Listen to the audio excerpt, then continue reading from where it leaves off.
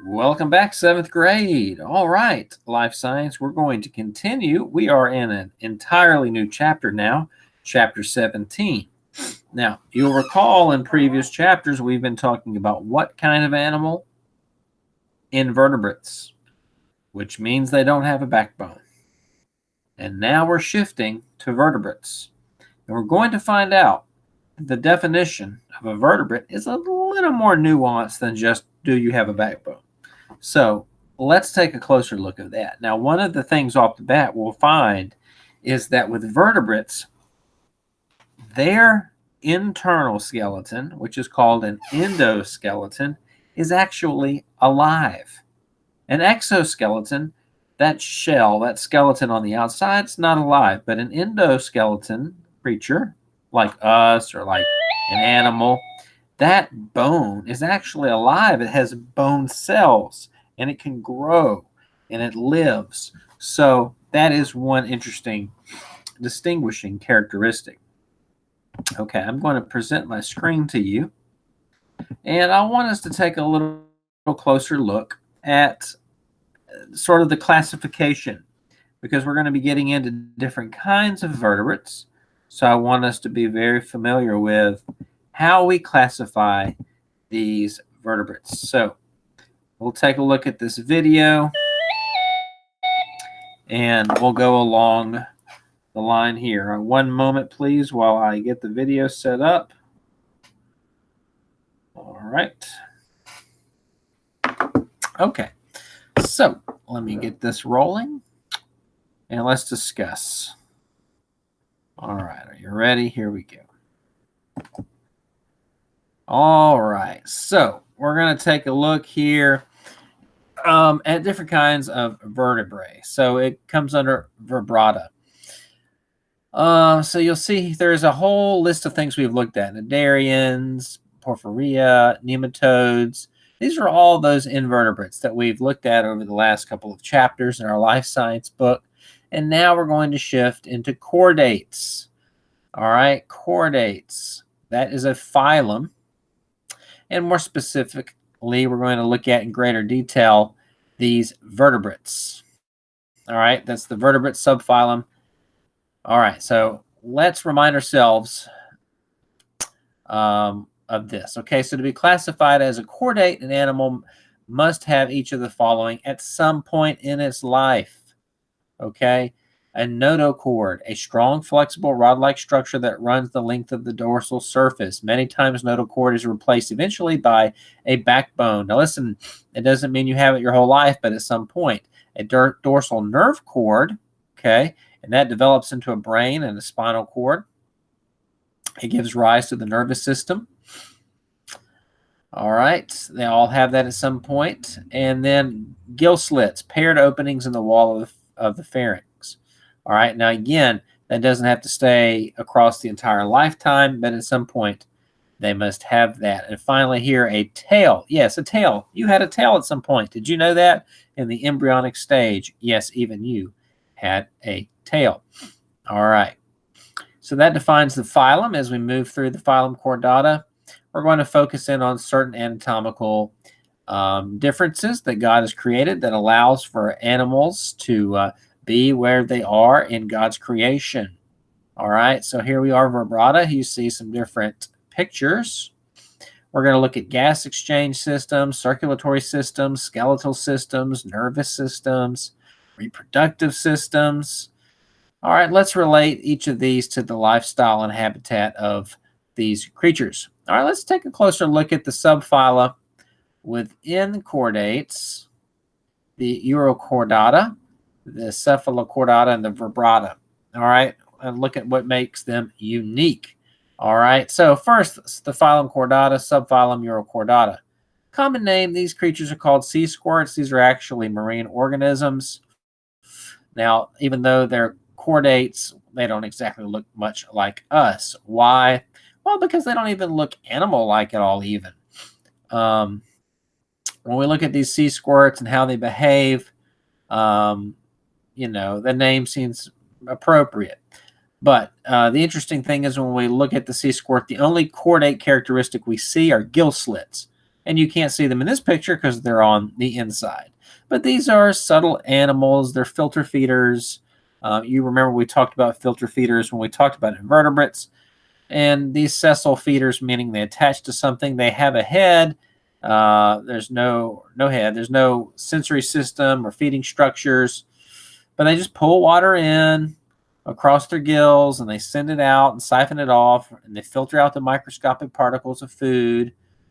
These tiny particles.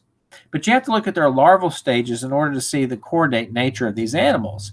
And when we look at the larvae stage, you see all four of the characteristics. You have your notochord here, you have your nerve cord that runs down the backside, this dorsal nerve cord, you have the gill slits, the pharynx across where they filter feed, they have gas exchange, you have a tail, you have this head region. So there's these free swimming larvae at some point, and then they mature into this other stage. Okay.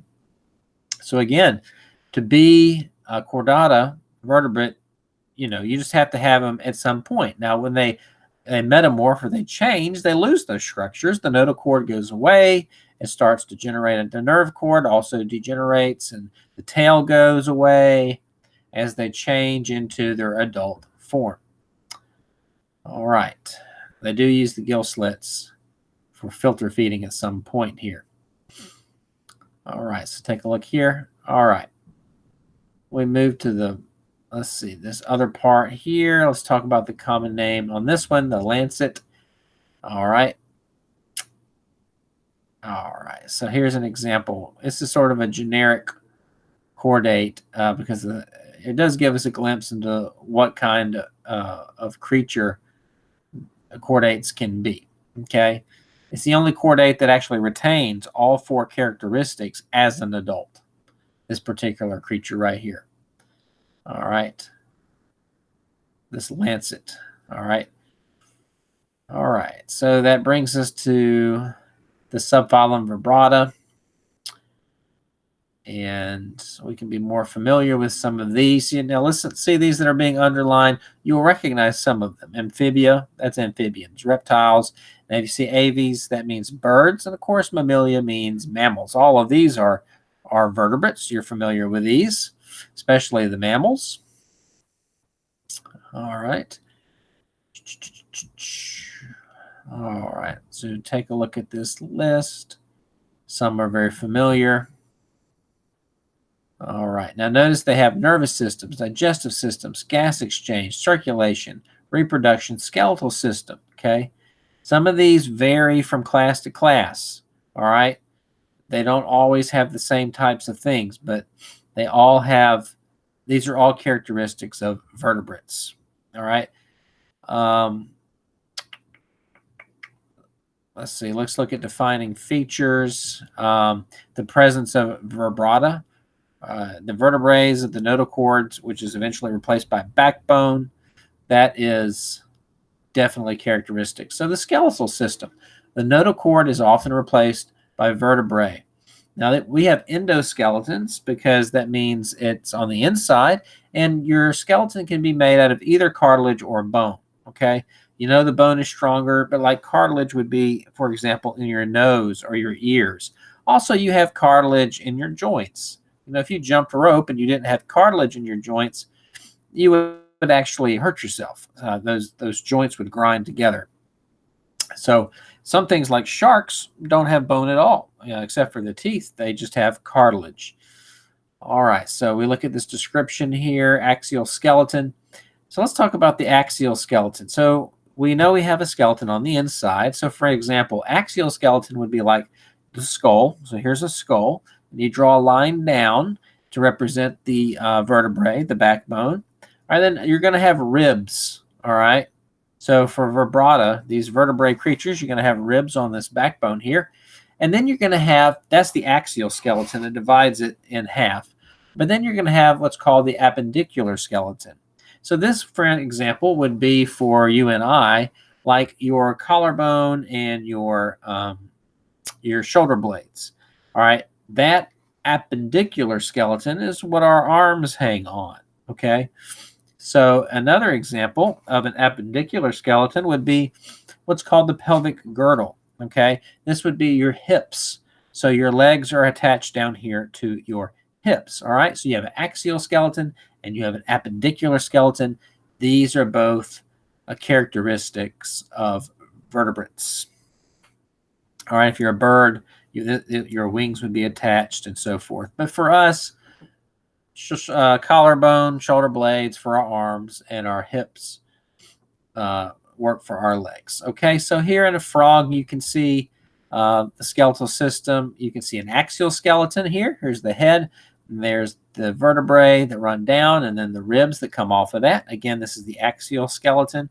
And then you're going to have the other skeleton, the appendicular skeleton, where you're going to have the shoulders for the arms, the hips for the legs, in this area that is circled in blue here called the pelvic girdle. All right. So if we look at this picture, we see that all these vertebrates are kind of built off this model that God has created, this generic vertebrate skeleton. And that kind of defines the group for us. All right. Now, so let's build a classification key for these first invertebrates and the vertebrates. So we start with the bottom here, the chordates that we're talking about being the top of the tree. All right, so here's chordates. The other stuff is all the invertebrates we've talked about before. So now we're moving into vertebrates, right? Chordates. So we build off of chordates, and so we branch to vertebrates, cephalochordata and urochordata. All right, so we want to look briefly at these, okay? So for vertebrates, that notochord turns into vertebrae, all right? So let's move up from there, and let's look specifically at vertebrates. So the first question from vertebrates you need to ask is, does this vertebrate have a jaw or not? Yes or no, okay? If the answer is no, then you actually have a group of vertebrates called Agnatha. And this is like the jawless fish, the prefix meaning lacking, and natha or atha means jaw. So if it's got no jaw, A for no, and atha, jaw, no jaw, okay? Now, if it does have a jaw, it's called gnathostomes, okay? And that's going to be vertebrates that you're probably most familiar with.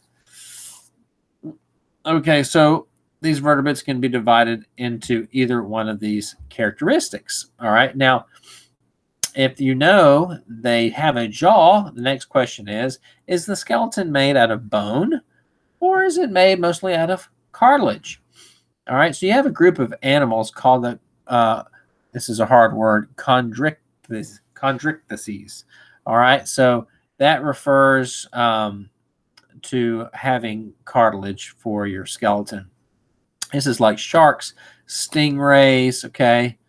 If it does have a skeleton, the next question is, that's made out of bone, is it limbs or fins? If it's legs, they're called tetrapods. Excuse me. If there are no legs, they're called osteichthyes. All right, oste refers to bone, and then the other part fills the rest in. All right, so here we see the classes. You have jawless fish, you have the cartilage, and then if they have bones that are do they have limbs or do they have fins? Okay, again, legs, tetrapods. Now, if they do have legs, if they're tetrapods, the next question is, do they have amniotic eggs? All right. If you have amniotic eggs, you can live on land. Okay.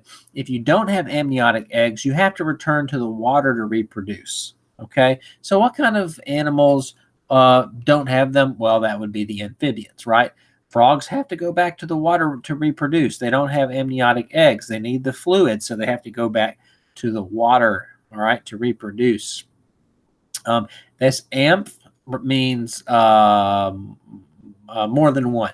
It means multiple or different. So they can be land or water, right? But for reproduction, they do have to go back to the water. Now, if God created them with amniotic eggs, watery eggs contained in the body, well, then they can live on land. So if that's the case, these amniotes, what they're called, the question is, do they have hair or not? If they have hair, they're mammals. Okay? Mammals have hair, vertebrates with hair. If they don't have hair, they lack the hair, the question is, Do they have feathers? Okay. All right. So if the answer is yes, then that's the aves. That's the birds. And if the answer is no, you have your reptiles, reptilia. All right. So that's the question. Feathers, yes. Birds, no. Reptiles, all of these vertebrates. If they have hair, of course, that makes them mammals. Now, mammals are broken up into monotremes, marsupials, and placentals. Now, monotremes lay eggs. Yes, there are mammals that lay eggs like the platypus. Marsupials are going to be like your kangaroos, okay? And then your other kind are the ones that can actually carry their young on the inside. All right. So let's see. Let me see if I can scan back. Here we go. All right, let me stop here.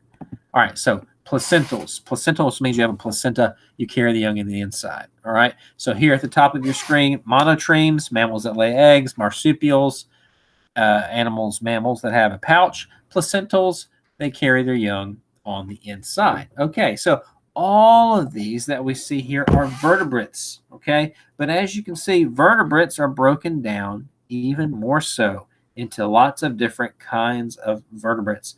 And in this chapter, we're going to be taking a look at a lot of these different kinds and those characteristics that make them who they are. All right, so this serves as our introduction to chapter 17. I'll talk to you again tomorrow as we begin to move further into that chapter. And so that's it for today. Take a look at Google Classroom. Make sure you fill out your exit slip. All right, guys, thanks a lot, and I will talk to you later.